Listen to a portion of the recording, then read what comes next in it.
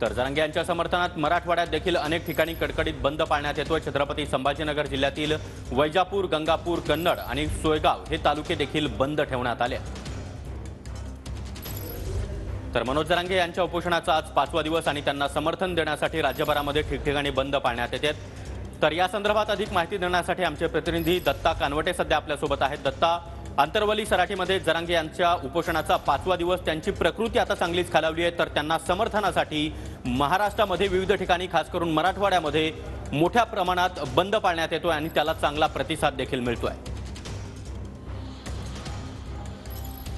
नक्कीच सागर, आज मराठवाड्यामध्ये पाळण्यात येणाऱ्या बंदला चांगला प्रतिसाद मिळतोय। छत्रपती संभाजीनगर जिल्ह्यातील गंगापूर, वैजापूर, कन्नड, पिशोर, लासूर या वेगवेगळ्या ठिकाणी सुद्धा मोठ्या प्रमाणात बंद पाळला जातोय। छत्रपती संभाजीनगर शहरामध्ये सुद्धा जर आपण बघितलं तर या बंदला संमिश्र प्रतिसाद मिळत असल्याचं पाहायला मिळतंय। दुसऱ्या बाजूला छत्रपती संभाजीनगर शहरातल्या याच क्रांती चौकामध्ये साधारणपणे 11 वाजता मनोज जरांगे यांच्या समर्थनामध्ये मराठा समाजातील लोक जे आहेत ते मोठ्या प्रमाणात जमण्याची शक्यता व्यक्त केली जाते आणि त्याचबरोबर याच ठिकाणी आज ओबीसींचं सुद्धा एक वेगळ्या स्वरूपाचं आंदोलन आहे। त्यामुळे ओबीसी समाज आणि मराठा समाज सुद्धा आमने सामने येण्याची शक्यता व्यक्त केली जाते आणि त्यानंतर बंद जो आहे तो बंद पाळण्यासाठी सुद्धा आवाहन केलं जाईल आणि त्यानंतर बंदला प्रतिसाद वाढतो का हे पाहणं महत्त्वाचं ठरणार आहे। मात्र आपण जालना जिल्ह्यात जर बघितलं तर बदनापूर आहे, भोकरदन आहे, अंबड आहे, घनसावंगी आहे, या ठिकाणी सुद्धा बंद पाळण्यात येतो आहे। त्याचबरोबर हिंगोलीला बंद पाळला जातोय, लातूर, उस्मानाबादला सुद्धा बंद पाळला जातोय। त्यामुळे मराठवाड्यातल्या 8ही जिल्ह्यात मनोज जरांगे यांच्या समर्थनामध्ये बंद पाळला जात असल्याचं या ठिकाणी स्पष्ट व्हायला लागले आणि त्याचबरोबर मनोज जरांगे यांची आज 5व्या दिवशी प्रकृती गंभीर झालेली आहे,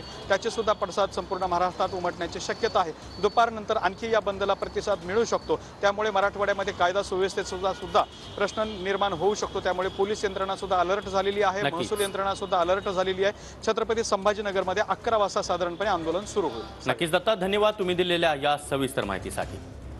दरम्यान छत्रपती संभाजीनगर त्याचबरोबर मराठवाड्यातील अनेक भागामध्ये कडकडीत बंद पाळण्यात येतोय। बाजारपेठा बंद आहेत, त्याचबरोबर विविध आस्थापनांमध्ये देखील बंद पाळण्यात येतो आहे। त्यामुळे जनजीवन विस्कळीत झाल्याचं दिसतंय। मोठा परिणाम या बंदचा सध्या मराठवाडा त्याचबरोबर इतरही भागामध्ये पाहायला मिळतोय।